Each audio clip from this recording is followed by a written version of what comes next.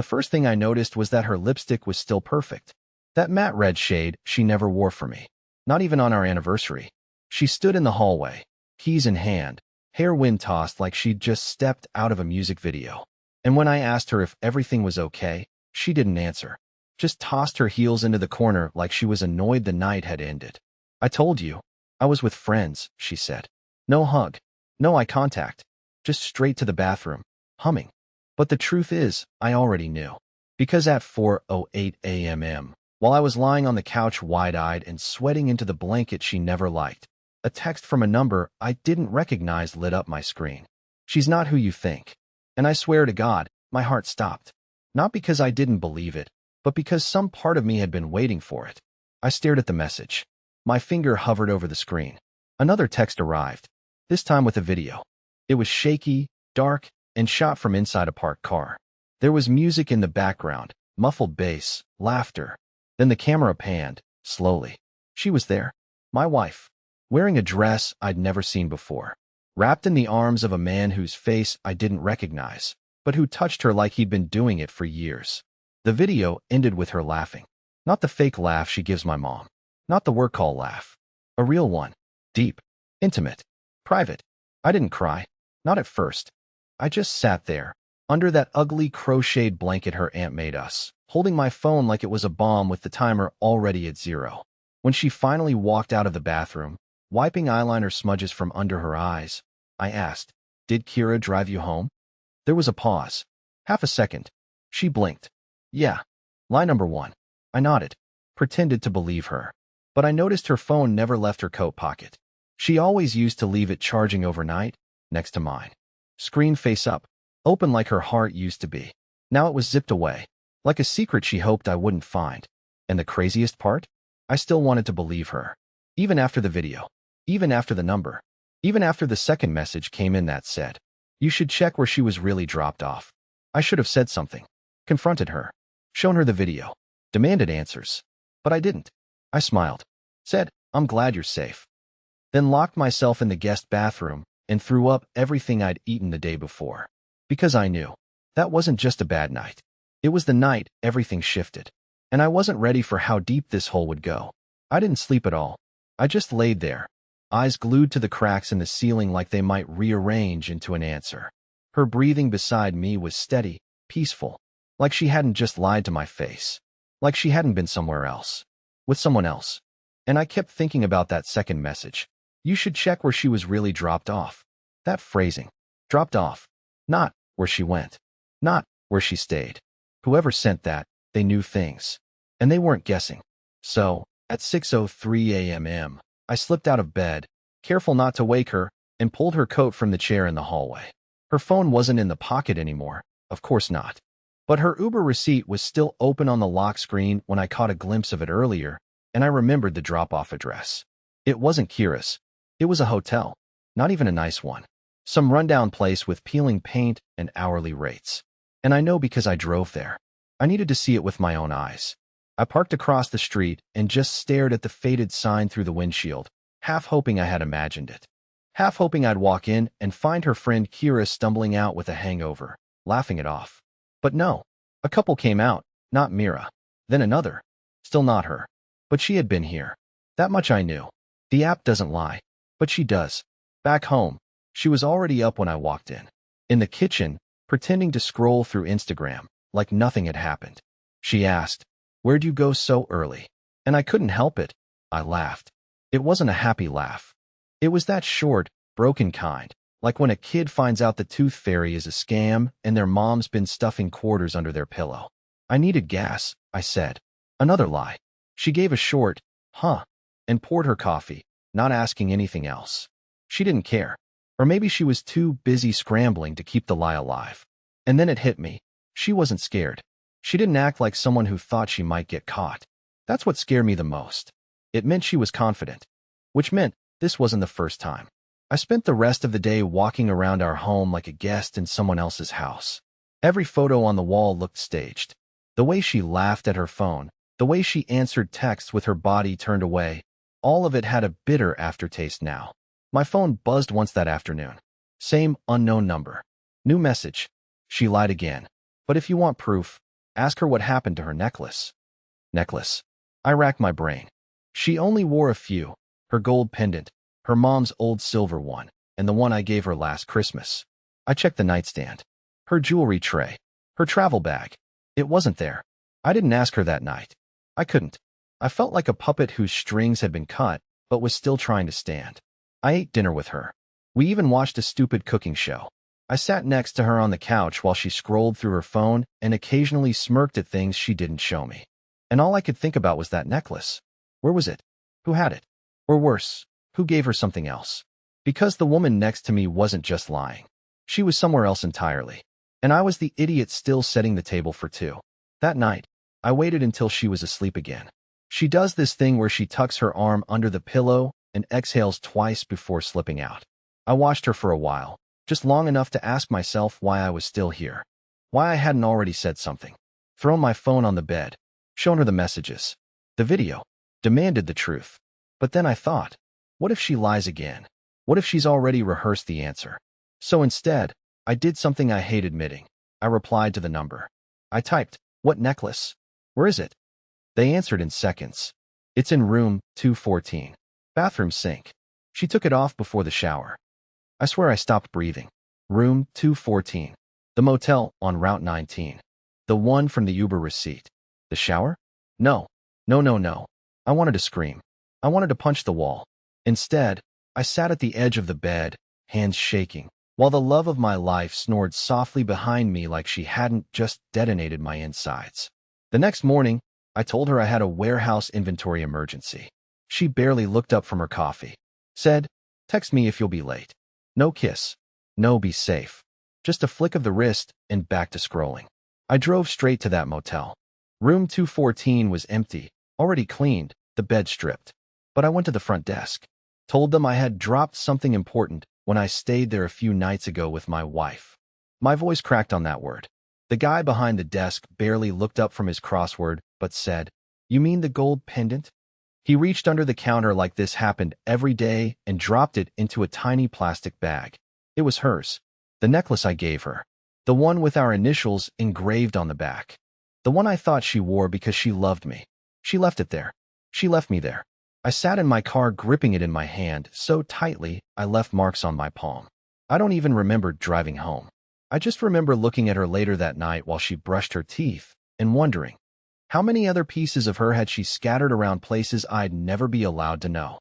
She still hadn't noticed it was missing, because she never meant to go back for it. I told myself I'd wait, that I'd confront her when I had all the pieces lined up, like some court case where the truth would slam down like a gavel. But the necklace ruined that plan. Holding it in my hand at dinner like a cursed object, I couldn't take it anymore. We were eating soup, of all things. She was complaining about the dry cleaner ruining one of her blouses. I reached into my hoodie pocket and slid the necklace across the table. She stared at it like it was something she'd left behind in a past life. Then she blinked. That's all. No gasp. No questions. No, where did you find this?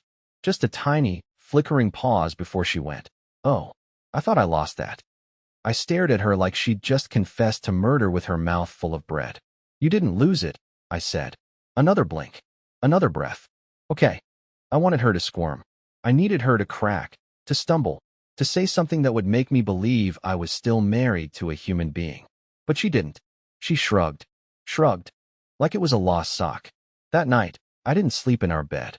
I pretended I had a migraine and lay on the couch with the lights off, staring at the glow from her phone lighting up the hallway. She was texting someone. Her screen always used to be face up. Now it was always tilted, always locked, always quiet. At 1:44 a.m., my phone buzzed again. Same number. "She knows you have it."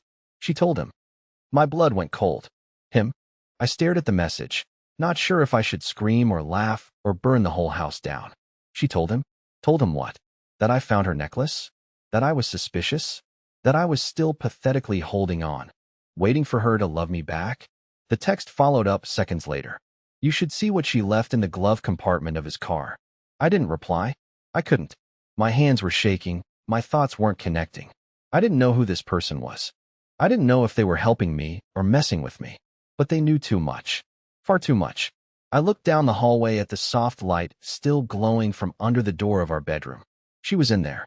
lying in the bed we bought together, wearing pajamas I folded, texting him.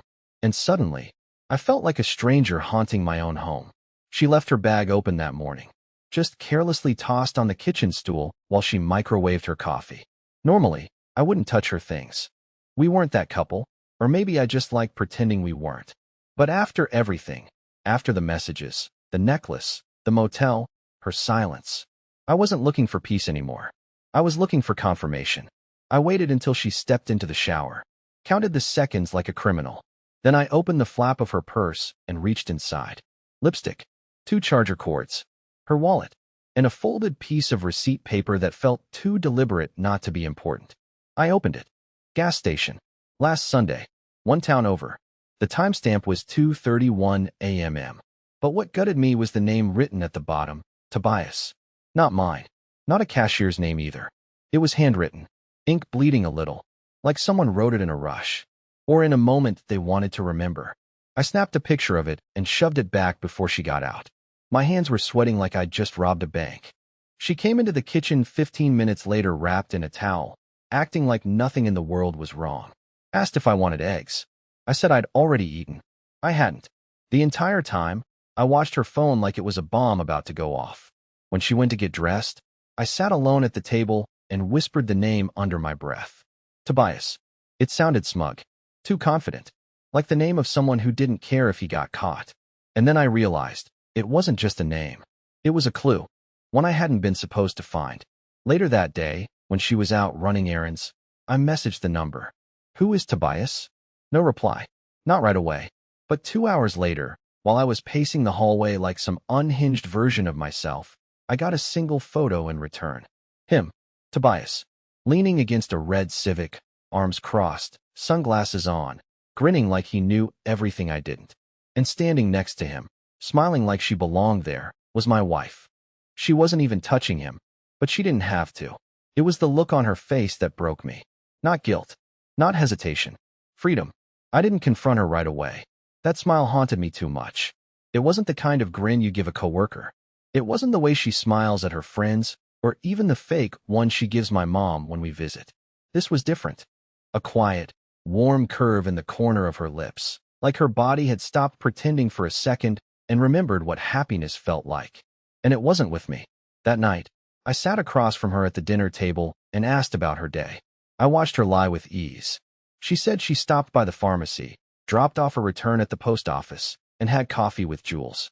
But I already knew Jules was out of state. She'd posted airport selfies all over her story. I didn't call it out. I just nodded like a fool and said, "Sounds nice." I didn't sleep again. I kept replaying the photo, her hand slightly brushing Tobias's sleeve. His posture, cocky, effortless. The kind of man who probably didn't over-apologize for breathing too loud. The kind of man who didn't wait years for someone to love him properly. I sent another message to the number. I didn't ask what happened. I asked something worse. How long has it been going on? They replied instantly. Does it matter? You already knew. And I guess they were right. I did know. But I needed something solid. Something to rip the comfort away completely. Because even now, a part of me kept searching for excuses. Maybe she made a mistake. Maybe it was just once. Maybe he pressured her. Maybe. Later that week, she said she was going to Kira's again. Another girls' night. I offered to drop her off. She said no. That was the last piece I needed. So I followed her. She didn't go to Kira's. She didn't even go downtown. She drove 25 minutes out of the city and parked behind an office building. Then she got out, checked her phone, and walked to the back entrance, where Tobias was already waiting, leaning against the wall like some bad memory I hadn't earned. They hugged. It wasn't long. It wasn't dirty. It was the kind of hug that says you're mine. I didn't take a photo. I didn't move. I just sat in my car, a block away, engine off, heart somewhere between fury and paralysis. She'd chosen him in broad daylight, and I was still hiding in the shadows, pretending there was something to save. When she got home that night, she looked lighter. Not guilty. Not nervous. Just unburdened. Like cheating had somehow made her feel whole again. That was the worst part. Not the lies. Not even the betrayal. It was watching her glow in the aftershock of it, while I sat there dying quietly inside my own house. She didn't even wait for me to ask. She walked into the kitchen, opened the fridge, and before I could open my mouth, She turned and said, "Relax, it's not what you think." That line. I've seen it in movies, heard it in stories. But in real life, when it's aimed at you, it doesn't sound like a plea. It sounds like mockery. I didn't reply. I just looked at her, trying to count how many versions of her I didn't know existed. She leaned against the counter, crossed her arms, and kept going. "He's just a friend. A really old one. From before you and I were even a thing. We were just catching up. I didn't tell you because I knew you'd overreact." And there it was. I was the problem now. I asked, "Is that why you hugged him behind an empty office building?" Her face didn't change. No panic. Just a tiny twitch at the corner of her mouth. "Were you following me?" She flipped the script like a professional. Like she'd been rehearsing it. Like she'd done this before and survived it. "I saw everything," I said. "I know about the motel. The necklace. The Uber drop. The name. The photo. The messages." Finally, her face cracked, just a little. A tiny flicker in the eyes, the kind you'd miss if you blinked. But it was there. "You've been spying on me," she said louder now. "That's insane, Alden. Do you even hear yourself?" And just like that, I was the villain. I was the creepy husband reading too much into things, violating her privacy, spinning stories. She stormed off before I could say another word, muttering something about sleeping in the guest room. The irony was sharp. She cheated, but I was the one banished from my own bed. At 3:12 a.m., I sat alone on the balcony in the cold, still holding her stupid pendant in my hand like it meant something. My phone buzzed again. Same number. "This ends tomorrow. Be ready." I didn't reply, because for the first time in weeks, I was. She woke up late. I heard the door creak open around noon, her bare feet on the hardwood, soft steps like she was tiptoeing around a memory. I was already gone. I didn't slam the door when I left. I didn't break anything. I didn't scream or throw accusations. I didn't give her the satisfaction of watching me unravel in real time. Instead, I packed calmly, quietly. Every shirt, every sock, every piece of my life that had been background noise in hers. I left the necklace on the pillow. And next to it, I left a letter. No threats. No begging. Just the truth. Not the kind you shout in arguments, but the kind you only find after watching someone lie for long enough that it stops hurting and starts clarifying. I wrote, "You chose him while I was still choosing you. Not once, not accidentally, but consistently and with intention. And that's all I need to know. You taught me something. Love without respect isn't love. It's quiet self-destruction. I've had enough of that." I left my key under her favorite plant. The one I always watered because she always forgot. I didn't take the TV.